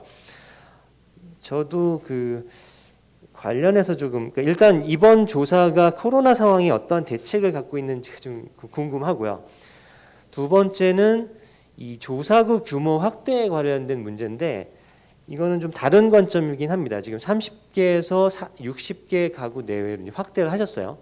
예전에는 이제 30개 가구를 먼저 하시고 이거를 병합조사구라는 이름으로 이제 제공하실 때는 60개 기준의 조사구를 제공을 하시긴 하셨는데 한편으로는 이게 물론 다른 나라 중에서 이제 미국 같은 경우에 보면 카운티가 한 3,400개니까 우리나라 그 읍면동 수준하고 비슷한 것 같고요. 숫자 기준으로 그 밑으로 센서스 트랙이나 블락 그룹이나 센서스 블락 같은 그 하이어라키칼한 그러니까 구조적으로 이렇게 작아지는 형태가 되는데 우리도 좀 이제 이런 약간 통계 그러니까 조사원의 조사 관리의 관점에서의 조사구가 아니라 통계를 관리하는 관점에서의 그러니까 통계 단위에 대한 좀 정비를 생각해 보시면 어떨까? 왜냐하면 지금 물론 이제 우리나라가 특수한 형편이기도 합니다. 그러니까 조사를 통계청이 아닌 기관이나 연구소나 이런 데서 할 때는 아무래도 그 조사구 그러니까 조사구 명단하고 조사구에서 뽑혀진 가구 명단을 제공받는 게 굉장히 저렴하고 편리한 방법이긴 합니다. 하지만 그럼에도 불구하고 그 30개든 60개든 역시 작습니다. 그리고 이게 반복적으로 이제 조사하다 보면 결국 이게 그 노후화가 되고 이런 문제들이 발생할 수 있어서 차제에 이제 이게 조사구 뭐 이게 약간 우리가 그 연결은 안 돼 있지만 집계구 내지는 뭐 그 관리구 뭐 이런 식의 조사구로 하는 게 이제 약간 좀 그 구조를 가지고 더 확대해서 넓혀가는 이런 식으로 접근만 할 수 있다면 좀 표본 설계가 조금 다양해질 수 있지 않을까라는 생각을 좀 해봐요. 그래서 그 보통 다른 조사 기관에서 수행할 때 통계 조사가 조금 더 다양한 설계랑 안전적인 설계가 가능하지 않을까라는 생각이 들고요. 그리고 또 한 가지 추가해서 더 드리면 아까 그 이기재 교수님께서도 말씀을 하신 건데 크기 측도 관점에서 가구 수의 로그 변환을 취한 것을 쓰셨어요. 일반적으로 이렇게 그 확률 계통 추출을 하실 때는 규모 때문에 그 일정 크기 이상이 나올 때는 그냥 전수로 뽑아버리고 나머지를 조정해서 이제 그 크기 배려를 하는 방식이 있는데 그거랑 로그라는 거는 좀 다른 관점이어서 좀 그런 기존의 방법하고도 좀 비교해 보시면 어떨까. 결국에는 아마 등확률 추출을 감안해서 이제 확률 그 비례 계통으로 하셨는데 크기 측도를 로그를 취하시다 보니까 그런 어떤 원칙들이 좀 깨지는 거 아닌가라는 생각이 좀 들었고요. 마지막으로 이거는 아마도 그 제가 지금 그 세 개 주제를 좀 공통적으로 묶다 보니까 생각이 나는 건데요. 20% 표본을 가지고 조사한 이후에 나머지 80% 조사가 안 된 조사구들에 대한 기본적인 정보를 제공을 하신단 말이죠. 그러면 마찬가지로 경제통계 조사에서랑 마찬가지로 일종의 매스 임피테이션이라는 게 발생을 합니다. 그죠? 아니면 어떤 방식으로든 그 정보를 채워 넣으실 텐데 거기에 대해서 어떻게 대처하고 계신지에 대한 약간 그 정보를 주신다면 도움이 되지 않을까 이런 생각을 해봅니다. 그리고 마지막 세 번째로 이현식 박사님 발표를 통해서 제가 많이 배웠고요. 그래서 그 제가 당시에 가졌던 내용들을 그 발표에서 너무도 잘 해주셔서 그냥 추가로 그냥 말씀을 한 두 가지만 드리면 아까 이기재 교수님 말씀하신 것처럼 매칭 가정이라고 하는 두 번째 중요한 요소가 있죠. 그러니까 주어진 X에 대해서 어떤 그 프로펜서티라는 게 이제 0이거나 1이 되면 안 되는 이런 상황. 그래서 실무적으로는 이제 1이나 0일 때는 그 제외한다라든지 이런 얘기가 있는 것 같은데 이럴 때 어떻게 처리를 할 것인가가 좀 사실 좀 숙제인 것 같고 실제 우리가 그 밸런스 컨디션이라는 그러니까 X라는 그것에 의해서 주어지는 동질적인 것들이 처리가 되고 안 되고의 그 밸런스 이런 관점에서도 실무적인 관점에서 점검을 해야겠구나라는 생각이 들고요. 마지막으로 그 이현식 박사님께서도 그 슬라이드에서도 말씀을 하셨던 건데 앞서서 두 개 주제랑 연결해서 보자면 결국 그 여기서도 마찬가지로 매스 임피테이션이 일어나거든요. 그러니까 X라고 하는 그 보조 정보를 이용을 해서 그러니까 레퍼런스 샘플에 있는 조사 안 되는 Y라는 변수를 다 이렇게 프리딕션을 하지 않습니까? 근데 지금 문제가 기존의 그 논문들은 보통 그 하나의 Y에 대해서만 그냥 연구자 입장이니까 이렇게 하는데 결국에 비확률 표본이던 경제통계던 인총의 20% 그러니까 그 조사구던 그 특성들이 다별량 그러니까 멀티베리엇 혹은 멀티퍼포즈의 그런 관점에서 여러 개 변수들이 있다 보니까 그러면 다양한 그 MX라고 하는 그러니까 X를 기준으로 해서 Y를 프리딕션하는 모델들이 아까 뭐 이현식 박사님 말씀하신 것처럼 다양한 방법들이 연구가 돼야겠구나. 그래서 그러면서도 그 코릴레이션이나 이런 그 스트럭처를 잘 유지된 채로 해야 되는 거 아닌가라는 생각을 좀 해봤습니다. 예, 이상입니다. 감사합니다. 네, 박인호 교수님 말씀 감사합니다. 그럼 이제부터는 이기재 교수님과 박인호 교수님의 논평에 대해서 발표자분들께서 논평에 대한 의견 혹은 기타 덧붙이고자 하는 이야기들을 말씀해 주시면 좋겠습니다. 근데 저희들이 다음 세션에 대한 주어진 시간이 있기 때문에 많은 얘기를 좀 코멘트도 하고 질문도 했지만 한 3분 정도로만 답변을 좀 해주시기를 좀 부탁드리겠습니다. 먼저 강정희 사무관님께서 말씀해 주시겠습니다. 네, 저 경총에 대한 표본 설계 부분을 설명했던 강정희입니다. 이기재 교수님께서 말씀해 주셨던 그 경총의 큰 변화에 대한 세 가지 중에 지금 물리적 장소가 없는 사업체를 포괄함으로 인해서 이제 그 범위가 확대되었는데, 이때 물리적 장소의 여부에 따라서 분석이나 뭐 이런 게 어떻게 조사가 되었는지 이런 게 이제 되었으면 좀 좋겠다고 말씀하셨는데, 사실 이제 저희가 표본 설계할 당시에는 이게 이제 물리적 장소가 없는 사업체인 경우에는 조사 자료에 그동안의 전국 사업체 조사에서 조사 자료에 대해서는 제외 대상이었기 때문에 없었었고, 사실상 행정 자료를 포함하는 SBR을 사용함으로 인해서 들어온 사업체가 되겠는데, 이때는 그 행정 자료에 대해서 물리적 장소가 있는지 없는지에 대한 여부에 따라서 데이터가 구분되어 있지 않았던 것으로 기억합니다. 그래서 저희는 그거를 별도로 구분하지 않고 표본 설계를 하였었거든요. 그래서 그게 또 이제 그 장소 여부에 따라서 사실상은 경총과에서는 그 물리적 장소 없는 사업체에 대한 조사가 어렵기 때문에 그거에 대한 방법론을 연구하기 위해서 아마 그거를 고민을 했을 것 같은데, 그거에 대한 조사 결과에 대한 공유가 되지 않아서 지금 제가 확실하게 대답 드리기가 어려울 것 같습니다.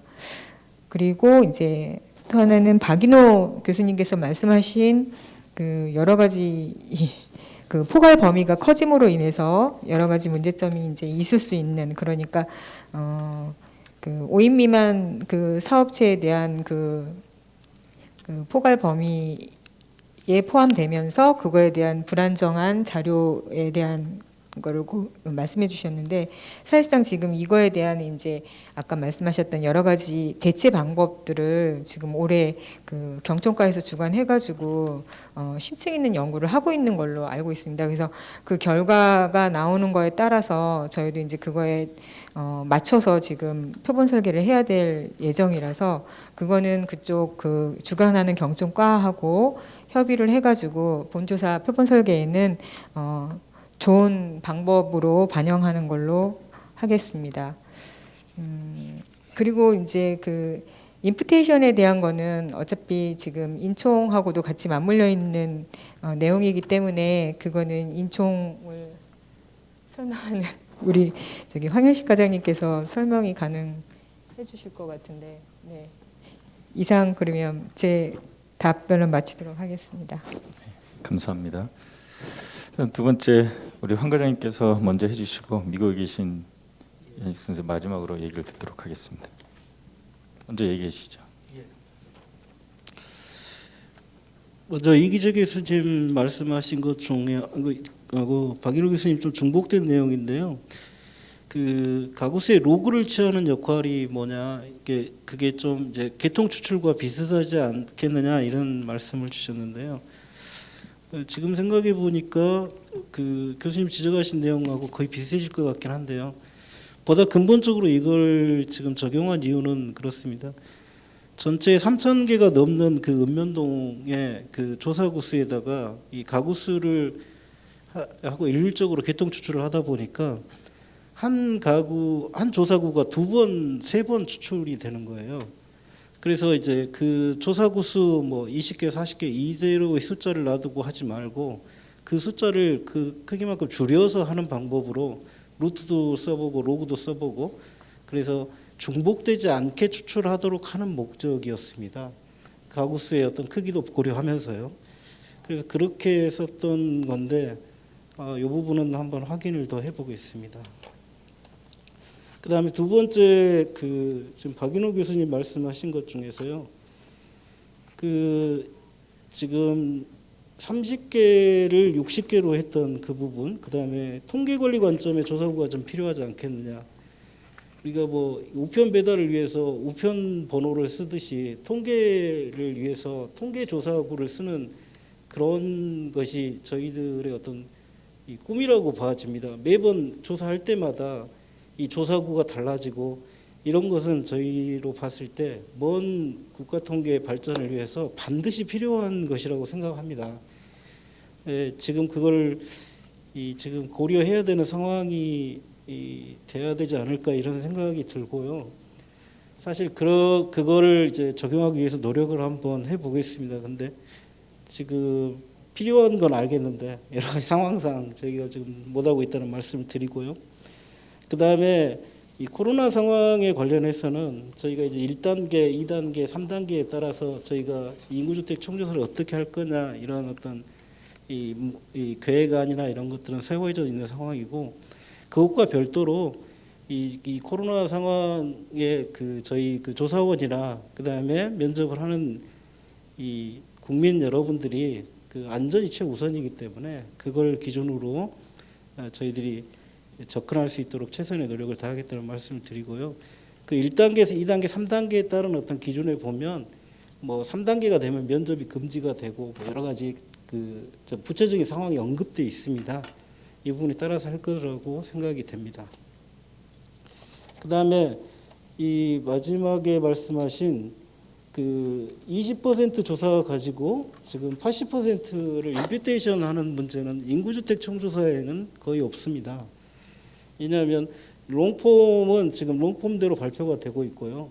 20% 표본조사 한 것은 이제 추출틀로 사용하는 그런 문제이기 때문에 20% 가지고 80%를 추출하고 이런 문제는 아닌 것 같습니다. 이상으로 답변을 마치겠습니다. 네, 감사합니다. 현재 미국에 밤늦은 시간까지 계시는 이현식 박사님, 이기재 교수님과 박인호 교수님의 아마 코멘트를 좀 들으셨을 텐데요. 그리고 아까 질문도 하나 들으셨는데 간단하게 그 의견에 대해서 박사님의 말씀을 듣고자 합니다. 말씀해 주시기를 바랍니다. 예, 제가 두 분 그 코멘트한 것에 대해서 그냥 종합적으로 말씀드리겠습니다. 처음에 그 레퍼런스 샘플 그게 중요하죠.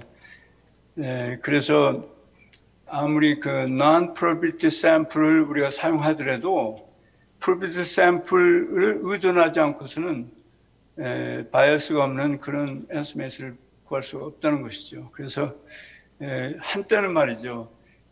이거 이렇게 가다가는 probability 샘플도 필요 없게 되지 않을까.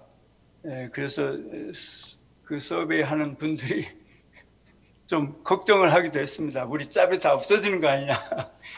그런데 그런 사태는 오지 않을 것 같아요. 아무리 그 non-probability 샘플을 많이 사용하더라도 그 클러치가 있어야 되잖아요. 그 기댈 때가 있어야 되는데 그게 레퍼런스 샘플이 기대는 겁니다. 어떤 레퍼런스 샘플을 쓰는 것이 좋으냐 그렇게 이기재 교수님께서 물으신 것 같은데, 미국 경우에는 국가에서 내는 그 큰 서베이들이 있죠. ACS 같은 거, 아메리칸 커뮤니티 서베이, 이건 아주 굉장히 큰 서베이인데, 거기서 이제 누구든지 쓸 수 있는 그런 마이크로 데이터를 발표를 하죠. 그게 샘플 사이즈가 엄청 큽니다. 그리고 변수도 많고요. 그래서 그런 것을 쓸 수도 있고, 그런데 중요한 것은 이 non-probability 샘플을 가지고 얻고자 하는 그 추정치가 Y-value가 무엇인지에 따라서 어떤 그 reference 샘플을 써야 되는지 그걸 잘 결정을 해야 될 겁니다. 왜냐하면 제일 중요한 것이 reference 샘플과 non-probability 샘플을 연결시키는 그 콜이, 그게 이제 confounding variable인데, 그 두 서베이의 그 variable들이 공통적으로 있어야 된다는 거죠. 만일 그 variable들이 좋은 양질의 variable이라는 것은 이제 confounding 이슈를 제거할 수 있는 그런 variable이 있어야 돼, 보조 변수가 있어야 되는데, 만일 그런 variable이 없다면은 아무리 좋은 그 reference 샘플이 있다 하더라도 쓸 수가 없는 거죠. 그게 키인 것 같아요. 그리고 그 non-coverage issue, 박인호 박사님 얘기한 그건 non-probability 샘플, 특히 인터넷을 사용한 웹 서베이는 그게 아주 골치 아픈 것 중에 하나죠. 왜냐하면 이기재 교수님도 아마 그걸 코멘트 하신 것 같은데, 그 인터넷에 없는 사람들이 미국은 꽤 많습니다. 한국은 그래도 좀 사정이 나은 것 같아요. 한국은 인터넷 보급률이 미국보다 높은 것 같고, 근데 미국은 그게 굉장히 그 심각한 문제예요. 그 인터넷이 없는 사람들이 제가 알기로 한 20% 정도 되는 것 같아요. 20%, 30%. 이게 이제 점점 줄어들긴 하지만은 그래도 아직도 그게 많습니다. 만약 웹 서베이를 통해서 그 non-profit 샘플링을 한다면은 non-coverage가 굉장히 높은 셈이죠. 그렇다면 이제 그 이론적으로는 그 두 번째 조건이 그 어떤 population unit이든지 그 non-probability 샘플에 추출될 확률이 제로가 되면 안 된다는 그 조건이 이제 violation 되는 거죠. 그 조건에 위반되는 거죠. 그래서 아무리 이론이 훌륭하더라도 실제적으로는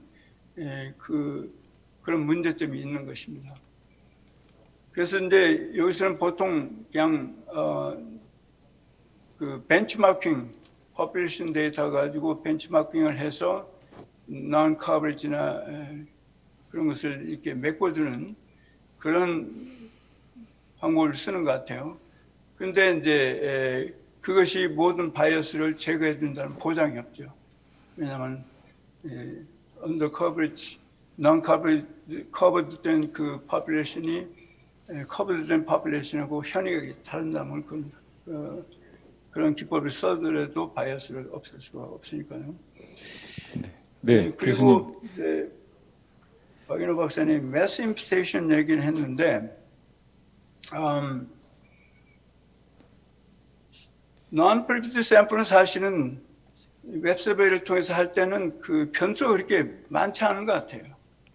Y 변수가 그렇게 많지 않고 어떤 특수한 그런 주제를 가지고 이제 속전 속결로 인터넷 서베이를 통해서 해답을 얻으려고 하는 것인데, 만약 멀티퍼포스 서베이를 한다면은 confounding variable을 멀티퍼포스 서베이 그 Y 베리어블에 해당되는 그 관련되는 모든 confounding variable을 다 수집하기가 힘들겠죠. 그래서 어떤 variable은 아무래도 바이어스를 없앨 수는 없을 겁니다.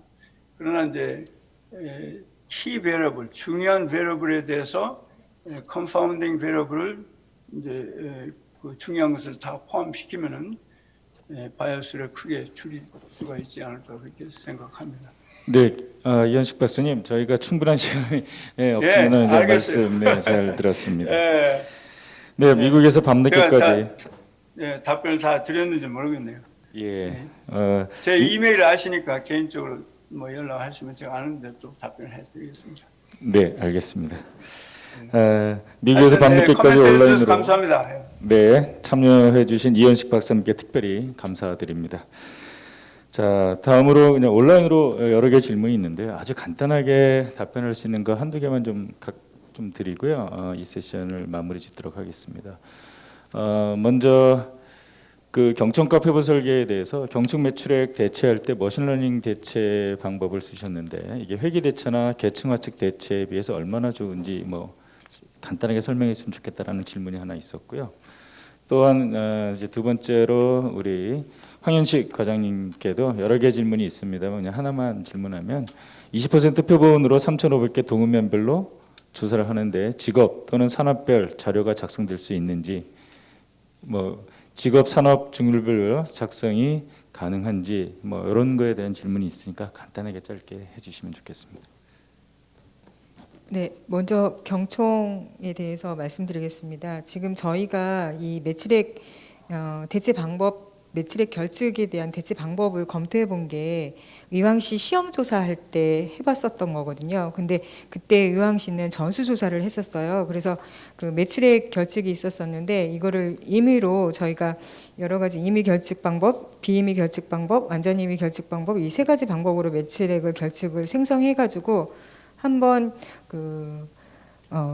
매출액을 한번 대체를 해봤는데 그때 이제 평균 대체나 머신러닝 대체, 중위수 대체, 회계 대체, 계층적 하택 대체를 해봤는데 그 중에 그 참값하고 가장 결과값이 차이가 적게 났던 게 머신러닝 대체 방법이었거든요. 그래서 저희는 결과적으로 이게 조금 다른 방법에 비해서 효과적일 거다고 생각해가지고 이거를 결정해서 활용하게 되었습니다.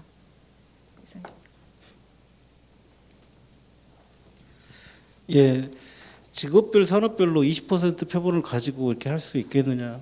직업이 엄청나게 다양하면 할 수 없고요. 직업이 이제 뭐 그 간단한 경우에는 어느 정도 오차를 반영해서 충분히 할 수 있을 것 같고요. 산업별로도 같은 걸로 답변을 드립니다. 이상입니다. 네, 감사합니다. 저희가 시간이 충분히 못 드렸는데 저희가 오늘 준비한 조사 설계에 관련된 발표와 토론은 여기까지입니다. 이상으로 두 번째 세션의 발표 시간을 마치도록 하겠습니다. 발표와 토론에 수고해 주신 분들과 온라인으로 참여해 주신 모든 분들께 감사드립니다. 고맙습니다.